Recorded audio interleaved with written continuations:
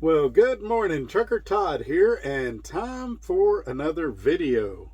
Today we're going to talk about something that should be common sense, but it's kind of a big deal, especially right now with people working at home. And let me think of a nice way to say this. They don't really have their head in the game completely. Now, in this video, I want to say I'm not specifically talking about Dart. But I will say also that a tad of what I'm saying is true with every single trucking company I've worked with. This video was actually inspired by a few things. I had two different trucking companies have representatives reach out to me this week and ask me why their recruiting is down, what I think the problem is, and so I'm going to go into that. It's also inspired by AT&T customer service. I had a horrible time with their customer service department, like I always do when I reach out to them. So I ended up having to contact the CEO of AT&T, and I ended up working with one of his personal assistants and got my situation straight. But all of those things together culminated into this video. And so I realize in this intro I didn't make it sound very interesting, but I think you'll like what I got to say, so stay with me. Here we go. And this is why I do this, why I'm out here, why I keep that hammer down, flying by these road signs with home on my mind, with these wheels turning round, for my family and for my kids, for this life I wanna live. This is why I do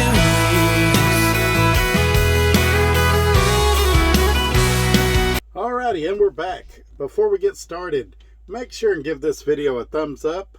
That really helps me out. And share this video on your social media platforms. Speaking of social media platforms, I've got Instagram, I've got Facebook.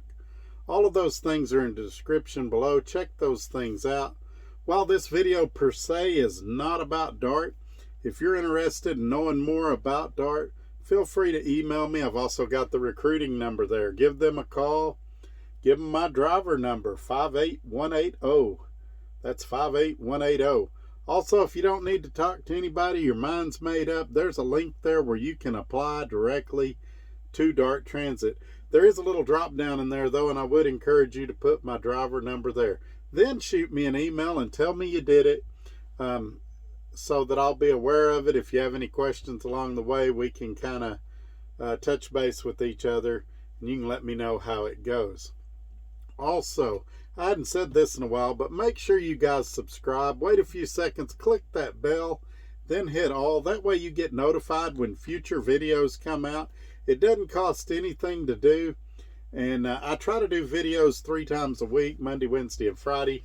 I've been having trouble doing that lately, but I'm going to try to improve. I know some people got really upset with me when I went a week or 2 without a video.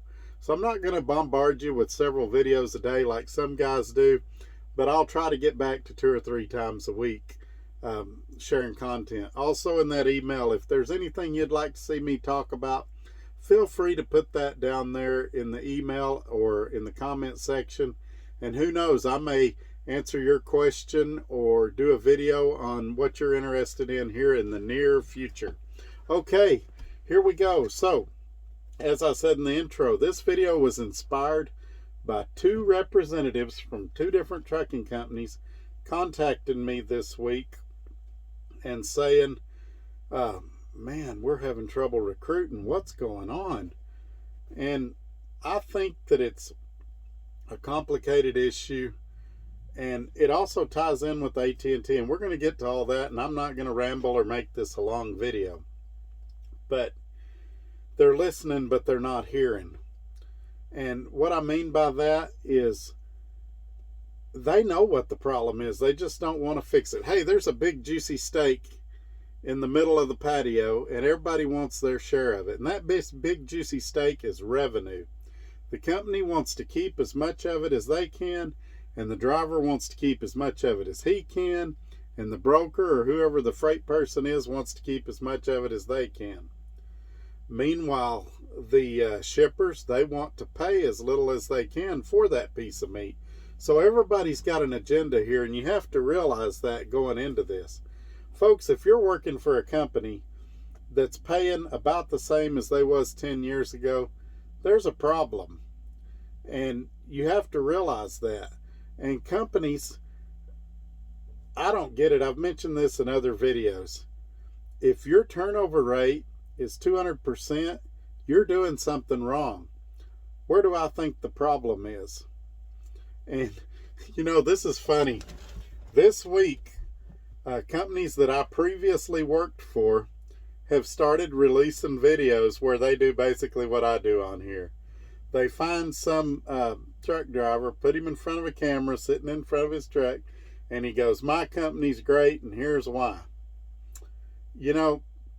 I haven't revealed this before now, but I've had a couple of companies ask me to do that. The problem is, when you agree to do that, they want you to toe the company line and not say anything negative about the company. The one thing I've told you since day one is I'm going to tell you the truth. If it's good, I'm going to say it's good. If it's bad, I'm going to say it's bad. And I think that's why this channel's successful, is because I'm honest with you guys. And you guys know I'm being honest with you. I don't have to worry about running into one of you guys at a truck stop and you being mad at me because I lied to you or screwed you over. These companies haven't got that. So, and it wasn't Dart. A previous company I worked for within the last 3 years had a guy that they pulled straight out of orientation, sat him in a truck, and he went, "This company's great." Now, I'm sure you guys would agree with me that when you go to orientation, it's all rah, rah, rah. You're excited about the company when you come out. And I'm sure that they picked the most excited guy in the class and put him before a camera. They didn't pick the guy that was like, "I don't know about this. I might work here. I might quit." And so they don't realize the credibility issues that it puts there. The guy, he doesn't know anything about the company. Let's interview him in 6 months and see what he thinks about the company. He may love it. He may hate it. And then they interview the guy that's been there 20-something years, let's say, 26 years. And same thing. An experienced driver is going to be skeptical of that because they're going to go, after 26 years, he's in good with the company. He's probably got some gravy deal where he's home every day. He's probably got special privileges that aren't afforded to other drivers. And the companies don't want to fix the problems. Now, some companies have what they call a round table, where they'll get a couple of drivers together and listen to what they say and then do nothing about it. Some companies, sorry I keep looking over there, they're trying to make room to unload me. Some companies have what they call driver ambassadors. They'll get guys that's been with the company 10 or 15 years. But a seasoned, experienced driver a lot of times will be afraid of those guys because they know those guys are often compensated to toe the company line. They just want to hear the truth. And I think that's where turnover comes in. I saw an ad on Facebook the other day. A company said our drivers average $220,000 a year. Well, there's trucks out here that are doing it, but for that to be the company average, I'd be real surprised. Then on top of that, it said you'll be home every other weekend and you'll get a brand new truck. Now, I'm sure some of those things are true in some cases, but I doubt it's true in every case. And that gets to my point of these companies overpromise and underdeliver. So they go, "Oh, the driver wants a new truck. We'll promise it to everybody, whether we can give it to them or not." JB Hunt, for example, whom I've never worked for, they, for a long time, had a reputation of bringing you to orientation, and then when you got out of orientation saying, "We don't have any trucks right now," and shipping you back home, and you'd wait 2 or 3 weeks for an available truck. That upsets drivers. What do you think that driver's doing when he sits at home for 2 or 3 weeks? He's looking for a job. He's not sitting there waiting.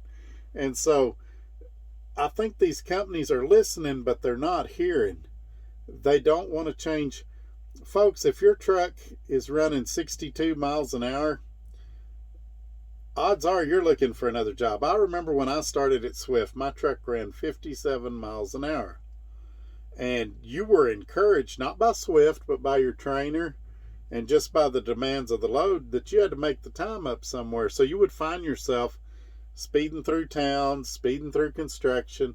It was actually more dangerous. And then you're out on the highway and you're doing 57 in Arizona and the speed limit's 75.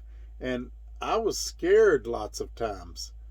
And so that's another thing. You know, they say, well, we talked to drivers and we decided to turn our trucks down as a result of what the drivers was saying. No, there's not one single driver that said, I'm not smart enough to operate my cruise control. Can you please turn my truck down? It's not out there. Now, you've heard me say in videos, I recommend going as slow as you possibly can go on your load and still deliver it on time. Why? You're going to save fuel. I also recommend not idling because that'll also save fuel. And I'm talking to you lease purchase guys. Company guys are another deal. Maybe I'll do a video about the company driver perspective on all of this. But that's the problem, is these companies are listening, but they're not hearing. They're hearing what they want to hear. I mean, there's safety guys out there that they brag, hey, I've got 10 years experience. Yes, they've got 10 years experience sitting behind a desk. And now they've got 10 or probably 3 or 4 years experience playing armchair quarterback, watching your camera, your dash cam. That's a whole different ball game than being in the truck. I've got 25 years experience. I was experienced when they were just starting out. And so I think sometimes that they get this mantra in their head and they don't analyze things maybe the way they should. I think what these companies should do is just like they do random drug tests, randomly pick a certain percentage of the company every month, bring them in and say, hey, we just want to get your feedback. That way you're not cherry picking the guys that are all happy or the guys that have some gravy dedicated deal. Bring these guys in and get a wide perspective on what's going on. There's a lot of things that need to be addressed on the company side. Like I said, we can talk about that in other videos. Unpaid time. Some of these places, I was talking to a guy the other day, detention starts after 4 hours. Why does he have to give 4 hours of free time before he gets any money? Now, I think there ought to be a reasonable amount of time, 45 minutes or an hour. But after 4 hours, he gets $25. He's getting $6 an hour when the 15-year-old at Wendy's working the drive-thru is getting $15.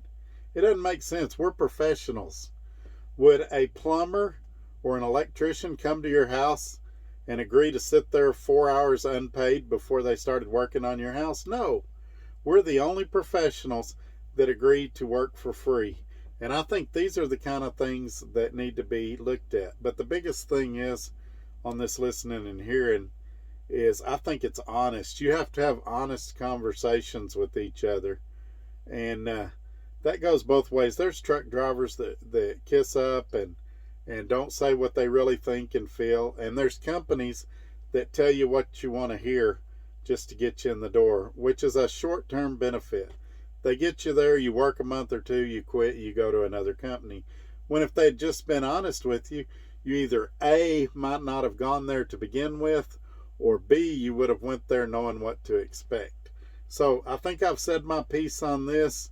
If you guys got any questions or comments, you know how to contact me, and I'll respond back to all of them. We'll catch you on the next one. Thanks for watching. Bye-bye.